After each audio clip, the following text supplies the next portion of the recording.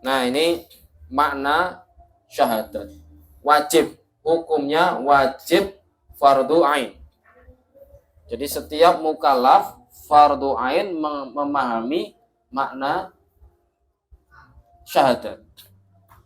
Nah, kalau ada orang yang sudah mukallaf tidak mempelajari makna syahadat ini, maka dia berdosa. Karena hukumnya fardu ain.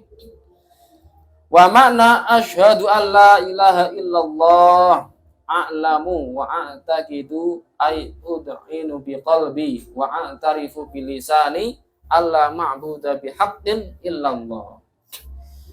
Makna dari syahadat asyhadu an la ilaha illallah adalah ini syahadat ini asyhadu ini maknanya langsung tiga. Satu tapi maknanya tiga. Yaitu apa? A'lamu, aku mengetahui dengan ilmuku, dengan pengetahuanku. Wa a'taqidu, dan meyakini, ai ud'inu secara jazm, artinya secara kuat, secara yakin, seyakin-yakinnya, biqalbi, dengan hatiku, wa a'tarifu, dan aku mengucapkan atau menegaskan atau melafalkan, mengucapkan bilisani, dengan lisanku, Allah ma'budu bihaqqin, tidak ada yang berhak disembah illallah, sesungguhnya hanyalah Allah yang wajib disembah. Ini ada pertanyaan begini. Beberapa tahun yang lalu saya teringat, jadi kemarin saya teringat bahwa saya punya video yang saya upload di YouTube, di Facebook. Itu ada satu acara televisi, yaitu tentang uka-uka ya, cara bahasanya berhubungan dengan jin lah ya. Kemudian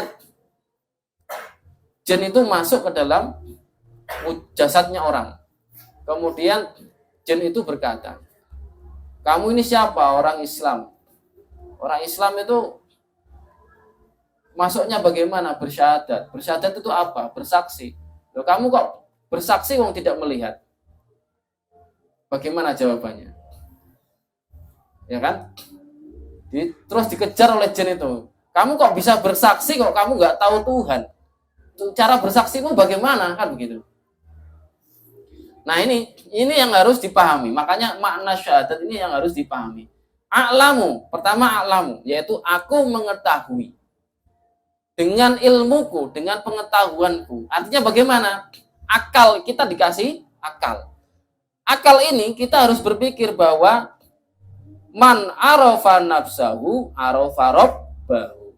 Barang siapa yang memahami dirinya bahwa dirinya itu asalnya tidak ada, kemudian menjadi ada, maka dia akan mengetahui karena ada yang menciptakan. Nah, maksudnya begitu, man arafa nafsahu arafa rabbahu. Nah, itu pertama. Dengan akal kita harus memikirkan diri sendiri dulu. Dari kecil sampai meninggal. Dari tidak ada, kemudian mati.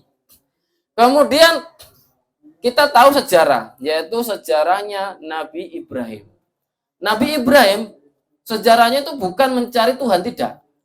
Tetapi pada saat itu, Nabi Ibrahim itu memberikan hujjah bahwa para kaumnya Nabi Ibrahim itu disuruh untuk menyembah Allah Subhanahu wa Ta'ala. Tetapi kaumnya ini mengira bahwa Tuhannya Nabi Ibrahim ini adalah matahari, bulan, dan seterusnya. Kemudian pada suatu hari Nabi Ibrahim berhujjah. Apakah ini Tuhanku? Ini maksudnya makna ingkari. Contoh misalnya, ini tasbih. Farhat, ini tasbihmu, kan bukan. Ya kan? Artinya apa? Hada Robbi, ini maksudnya ingkari, keingkaran. Jadi menunjukkan apakah ini Tuhanku? Nah, kan ada lanjutnya bahwa saya tidak suka dengan hal yang tenggelam. Artinya berubah. Sesuatu yang berubah itu tidak layak menjadi Tuhan. Paham maksudnya? Jadi itu bukan cerita-cerita orang-orang yang di luar sana bahwa ada orang yang meyakini bahwa Nabi Ibrahim pernah mencari-cari Tuhan, kemudian ini Tuhanku matahari, oh ternyata tidak, terus kemudian rembulan, oh ternyata tidak. Itu dusta itu. Ya, yang benar adalah orang itu diajarkan bahwa hei kaumku, bahwa Tuhan yang berhak disembah adalah Allah Subhanahu wa taala. Kemudian orang-orang yang diajari itu mengira bahwa Nabi Ibrahim ini Tuhannya adalah matahari, bulan dan seterusnya. Nah, kemudian ditunjukkan, apakah ini Tuhanku? Tidak. Tuh, ini matahari ini bisa berubah, yaitu tenggelam, hilang, berubah. Bulan juga begitu. Nah, sesuatu yang berubah, hilang dan seterusnya ini tidak layak menjadi Tuhan. Ini hujahnya Nabi Ibrahim itu seperti ini. Paham ya? Jadi begitu. Jadi kalau ada orang yang meyakini bahwa Nabi Ibrahim dulu pernah mencari Tuhan, itu dusta. Nah, perlu dipahami. Maka dengan akal kita, dengan pengetahuan kita bahwa sesuatu yang berubah itu pasti membutuhkan yang merubah. Siapa yang merubah? Allah Subhanahu wa taala. Adanya langit, adanya bumi dan segala isinya pasti ada yang menciptakan. Dan kemudian nama Tuhan itu dari kabar Rasulullah sampai kepada kita bahwa yang menciptakan seluruh alam ini adalah Allah Subhanahu wa taala. Nah, itulah pengetahuan dengan ilmu.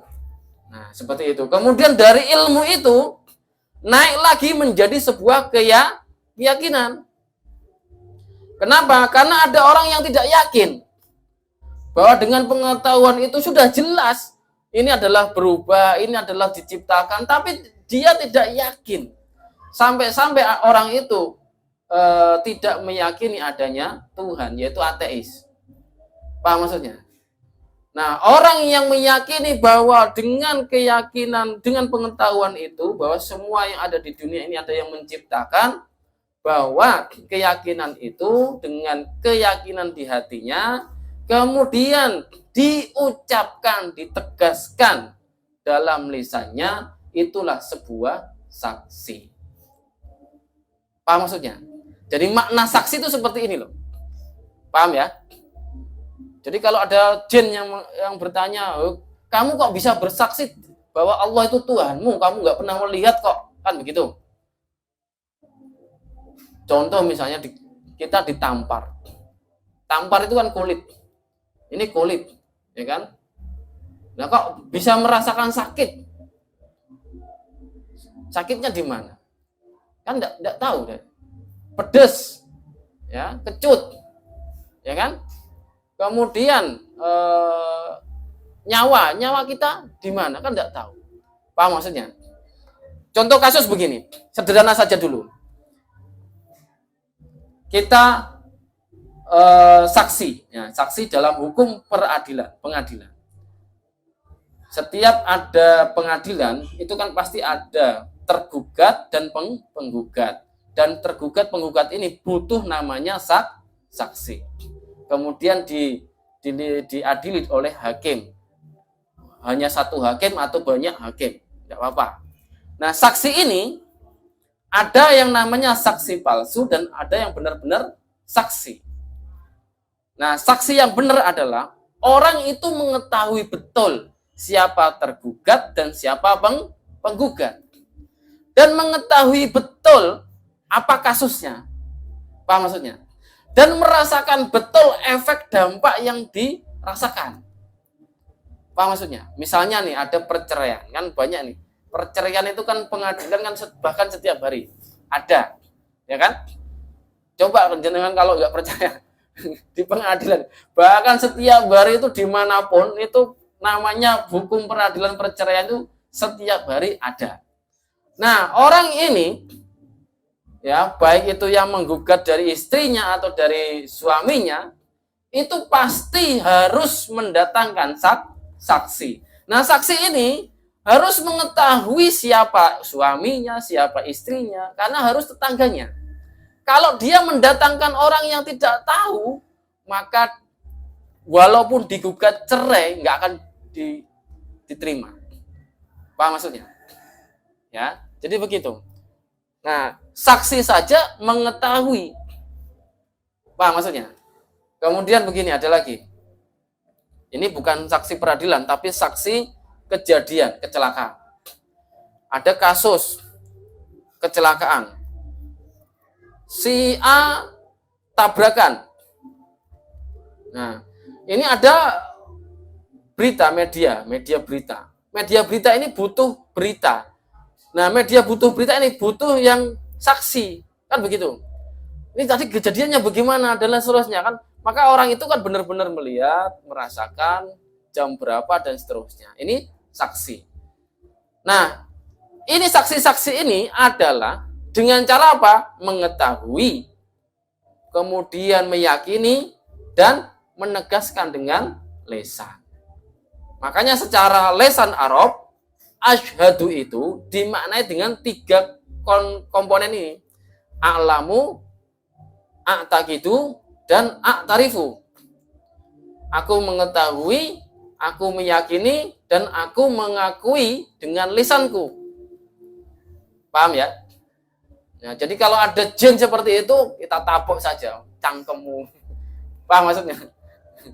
Nah, gitu ya. Jadi kita tidak boleh langsung mengatakan melihat Allah, tidak boleh. Selama kita masih hidup, tidak boleh kita melihat Allah, tidak boleh. Kita bisa melihat Allah itu nanti di akhirat. Ya, nanti di akhirat. Karena apa? Salah satu nikmat Allah, nikmat yang diberikan Allah kepada kita, ya, nikmat yang diberikan kepada kita oleh Allah di surga adalah melihat Allah yang ada tanpa tempat, tanpa arah, laisa kamitslihi syai'. Nah, itu salah satu nikmat yang luar biasa. Ya, yang disebutkan.